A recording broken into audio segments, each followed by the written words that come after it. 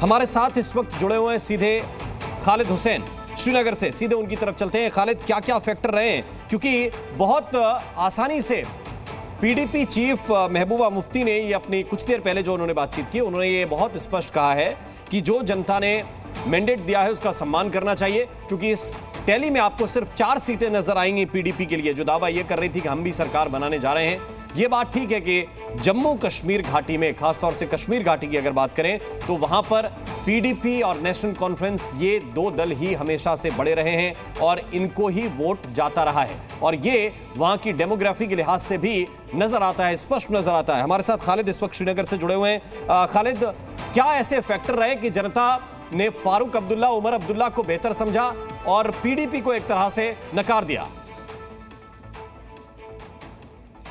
देखिए, मैं आपको बता दूं, जिस तरह से फारूक अब्दुल्ला और नेशनल कॉन्फ्रेंस और कांग्रेस फिर जिन्होंने अलायंस किया था, उससे एक भरोसा जो है कहीं ना कहीं उस पार्टी पे आ गया। और माने या ना माने, लेकिन जो एंटी बीजेपी फैक्टर था कश्मीर घाटी में, वो काम कर गया है, क्योंकि पीडीपी अकेले लड़ रही थी और कहीं ना कहीं जो बीच में खबरें आई कि राम माधव यहाँ पे आया और हो सकता है कि वो पीडीपी को अपने साथ ले, तो वो भी एक फैक्टर रहा कि पीडीपी को इतनी ज़्यादा सीटें नहीं, लेकिन फिर भी उसके बावजूद 4 सीटों पर जो है, एक तो जीत चुकी है, 3 पे वो लीड कर रही है। और नेशनल कॉन्फ्रेंस जो लग रही है वो क्लीन स्वीप दिख रहा है, न सिर्फ यहाँ पर बल्कि अगर हम पुंछ राजौरी की बात करें तो वहाँ भी वो अच्छा दिखा रही है, जम्मू में अच्छा दिखा रही है। यहाँ पर 41 सीट्स पे टोटल वो लीड कर रही है, जिसमें से 12 वो जीत चुकी है, और कांग्रेस 2 पे जीत चुकी है, 4 पे लीड कर रही है। तो कुल मिला के अगर ये आंकड़ा मिला भी ले तो वो लगभग 47 के करीब होता है। अब देखना ये होता है कि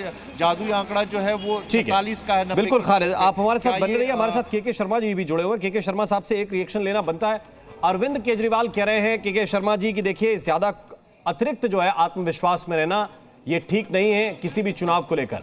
क्या ये इस बात की टीस है कि कांग्रेस ने उनको मौका नहीं दिया? दिल्ली में बात बनी थी उनकी लोकसभा चुनाव में, लेकिन वहां पे अलग अलग लड़ना पड़ा, और इसी को वो इंगित कर रहे हैं कि अति आत्मविश्वास में रहेंगे तो नुकसान में जाएंगे। देखिए, एक शराब घोटालेबाज से आप क्या सोच सकते? शराब घोटालेबाज जो है, वहाँ तो हरियाणा में घूम घूम के कह रहे थे मैं तो हरियाणा का बेटा हूँ, मैं जो है यहाँ का वो करूँगा।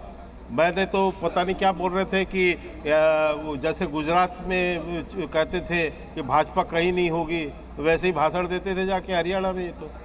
तो इनको हरियाणा की जनता ने वापस लौटा दिया, ये कहते हुए कि आप जो है शराब घोटाला करने के लिए एक आरोपी हैं, आप यहाँ आके हमको मत बताओ। और केजरीवाल जी को सबक लेनी चाहिए कि कम से कम अब उनके पास कोई ऐसी नैतिक अधिकार नहीं है कि वो जनता के सामने जाकर खड़े होकर और वोट मांग सके, और उनकी हालत यहाँ दिल्ली में यही होने वाली है।